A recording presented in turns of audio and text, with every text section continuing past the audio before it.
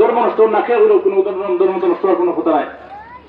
ওদিকে আমরা সবাই বিজেপি বুদ্ধি দেশের পরিবেশে দেওয়া, দেশের পরিবেশ ওদিকে হচ্ছে গিয়া আমরা তো মাইনরিটি মানুষ, আমরা তো এই পরিবেশও আমরা কংগ্রেসের ভোট দিয়া কোনো লাভ হইতো নাই। যার লাগে আপনারা অনুরোধ করিয়া দয়া করিয়া আপনারা বিজেপি সিম্বল ভোট দিতা ও কথা কইয়া সবাই ধন্যবাদ জানাইয়া আমার বক্তব্য শেষ করি। আসসালামু আলাইকুম।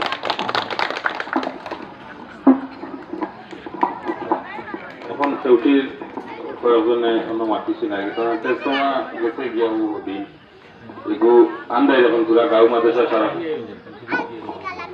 দুই তিনজন মানুষ 7:30টার ভিতরে তার বাড়িতে চিঠি লিখে দিবা ওই দিব মোটামুটি।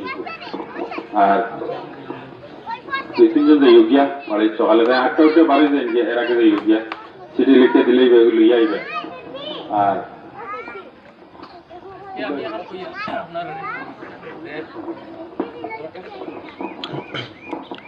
আমরা মনে হলো আজকে যে বিধানসভার যে নির্বাচন মনে করি কতটা কইছি ভোটের রেজাল্টের আগে কইছি আমরা সিদ্ধা আহমদে 90,000 ভোটে রিটার্ন করবা খুঁজে গেছিলাম নি আমি কইছি নি 90,000 আমি খুঁজে গেছি। আমরা বিধায়ক আমার কইছো নজমুল তুমি তো সেন্টার তোমার সেন্টার কোথায় দিতে পারবা, আমি তাহলে কইছি 70টা 69টা ইনশাল্লাহ ভোট এখনো কইয়া বিজেপি একলা বর্তমানে মাটি পিয়াজ করিয়া আমার বর্তমানে প্রেসারের ট্যাবলেট আমি 3টা কিন্তু 1000 ভোট আমি দেখাই 1000 ভোট দেখাই মাত্র 3 দিন লাগবে।